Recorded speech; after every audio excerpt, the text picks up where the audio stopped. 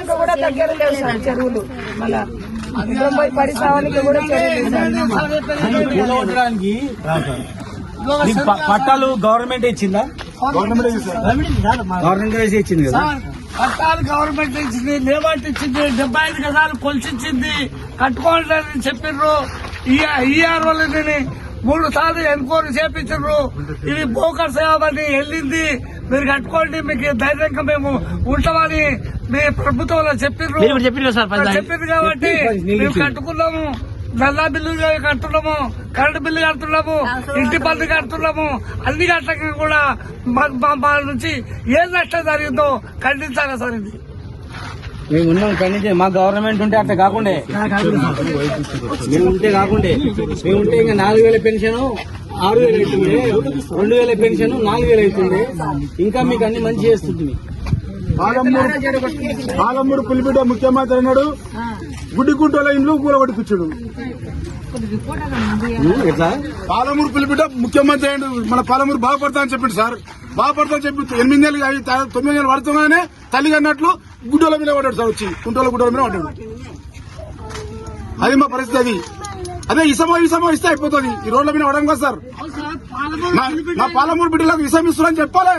ఇలా అమ్మ ఇప్పుడు గమనించండి, 10 ఏళ్ళు మేము కష్టపడి ఊరు బాగా చేస్తాం, హాస్పిటల్ బాగా చేస్తాం. కరోనా సమయంలో కూడా కరోనా కూడా ఎవరు రాలేదు సౌకర్యానికి. కరోనాలో కూడా మేమే మందు పంపించి హాస్పిటల్ ఉన్నంగా పెద్ద హాస్పిటల్ కట్టిస్తున్నాం. ఒక హాస్పిటల్ ఉన్నంగా ఇక మిమ్మల్ని వెలకరియడానికి వచ్చి మీకు అండగా నిలబడి ఇండ్లు కట్టియాలని డిమాండ్ చేస్తే శ్రీనివాస్ గౌడ్ వాళ్ళని ఎక్కువ మాట్లాడుతూ ఇండ్లు కట్టిస్తారంటే ఉన్న ఇంకా అన్ని కూడా కొడతాము, రేపు నుంచి చూద్దామని అంటారు. ఇంకా మామూలు ఇంకా చాలా ఉన్నాయి అంటే ఏం చేస్తారు? ప్రాణం అయితే చేయరు కదా మీరు. దేశం అమ్ముకుంటుందా? ప్రాణాలు తీస్తే ప్రాణాలు చేయాలంటే ఇల్లు కొంప కట్టేయాలంటే రెండే మా డిమాండ్ సార్. ఉంటుందా? అంటే మిమ్మల్ని పలకరియడంలో పాపం అంట.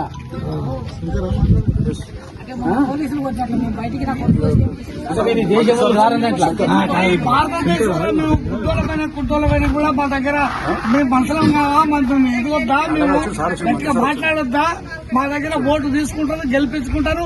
మా ఇల్లు కూడా కొట్టి 8 సంవత్సరాలు కూడా చక్కగా కాలేదు. ఇల్లు కూడా కొట్టి 8 నెలలు కూడా చక్కగా కాలేదు. మా ఇల్లు కూడా కొట్టినంటే ఇది చాలా దురాదృష్టం.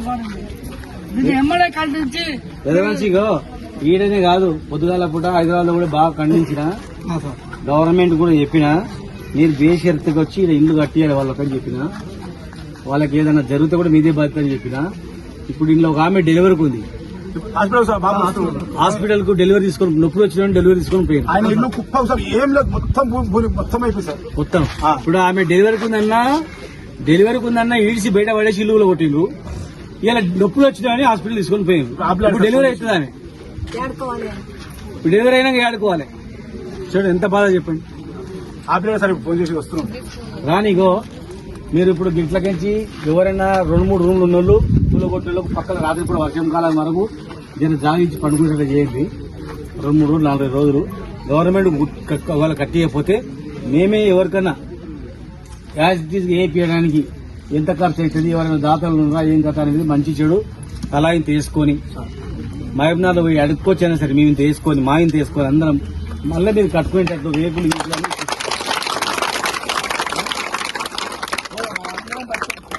జోర వేయాలంటే ఇది కాదు, మనం అందరం కలుసుకొని పోదాం, పోయి జోర పట్టుకుందాం. బస్ స్టాండ్ లో పోయి గవర్నమెంట్ కూలగొట్టింది తలా ఇంత సాయం చేయండి బాబు అన్నాం. మనం మా ఊళ్ళో లీడర్లు అందరూ సాయం చేయమని చెప్తా. మా లీడర్ అందరికి తలా 100నో 200 1000 1,00,000 ఎంత కెపాసిటీ కానీ ఇవ్వమంట. తక్కువ పడితే బయట అడుక్కోవచ్చైనా సరే ఇస్తాం. అడుక్కునే సరే దండం పెట్టి కాలు మొక్కైనా సరే తీసుకొచ్చి డబ్బులు ఇస్తా అంటే ఇస్తాము. మళ్ళీ రేగులు వేసుకొని ఈ పేదోళ్ళు వీలే కాదు, ఇక్కడ ఉన్న పేదోళ్ళు ఎవ్వరు కూడా మీరు భయపడాల్సిన పని లేదు.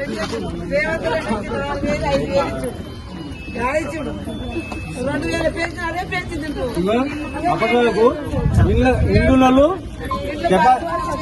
అమ్మా కెపాసిటీలో తినండి.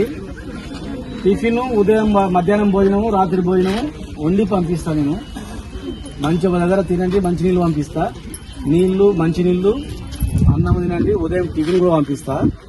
బాత్రూమ్ ఆడపిల్లల బాత్రూమ్లు లేవు కనుక ఎవరైనా బాత్రూమ్ల కాడ ఆడపిల్లల కాడికి ఎవరైనా ఇళ్ల బయట బాత్రూమ్లలో చేయండి.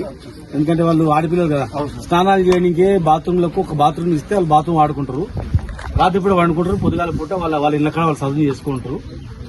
వీళ్ళని తొందరగా గవర్నమెంట్ గా మేము చేయమంటే మేము చేస్తాం. సరే సార్, మేము చేసి రూమ్ వేసుకోవడానికి మేము ప్లాన్ చేస్తాం. మేము ప్లాన్ చేసి మేము తయారు చేస్తాం. జై శ్రీరామ, జై శ్రీరామ, జై శ్రీరామ, జై నాకు అవసరం లేదే, నాకు జైలు ఏం అవసరం లేదు.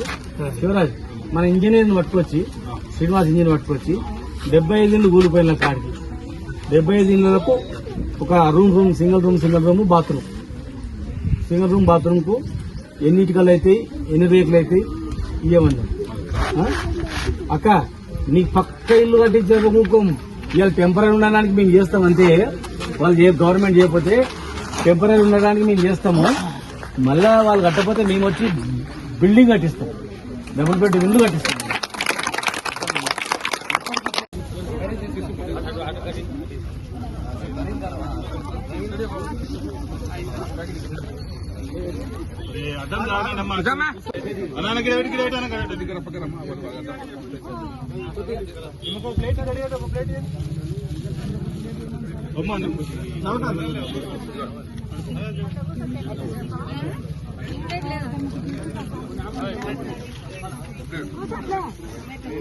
అమ్మ అంతా ఒకటే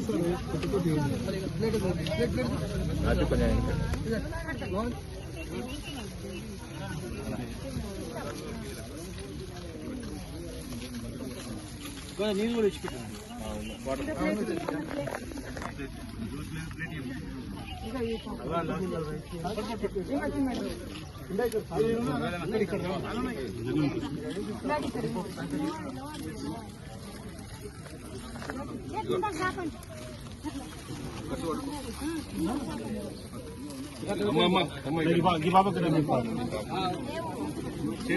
మంచి పట్టుకోమ్మా.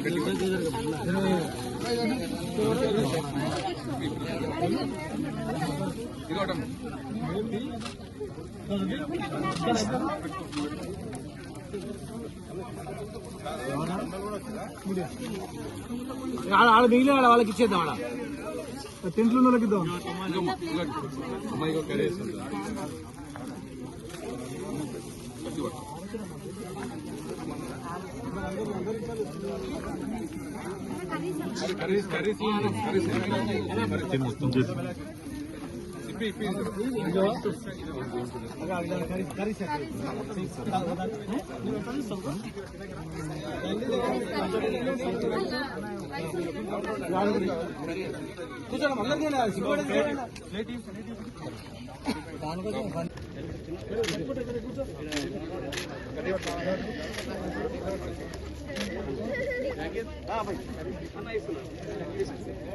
కూర్చోమంట కూర్చో, ఇక్కడ ముందుకురా.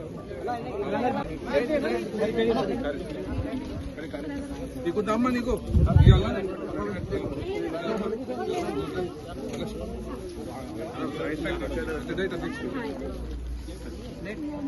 ఈ పాపకి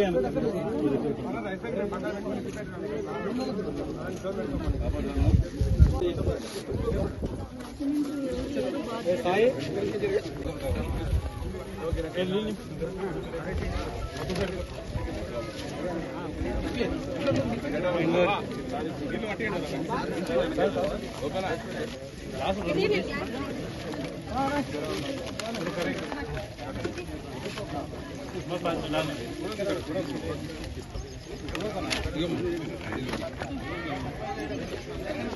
అవునా సార్,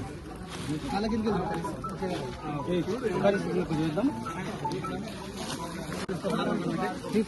ఏమన్నా వాళ్ళు కూడా వెనకాల వస్తాం. ఇంకెవరికైనా వెళ్ళాము.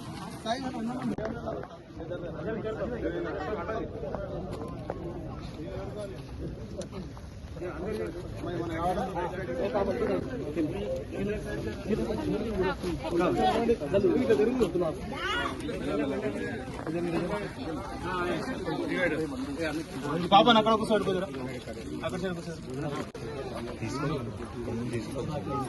ఏం లేకపోయినా కనీసం దేవుడు వాళ్ళకి అన్యాయం చేసినా కూడా మేము దివ్యాంగులు కానీ కనీసం ఒక ఇల్లు ఉందని చెప్పేసి కూడా అనుకున్న దారుణమైన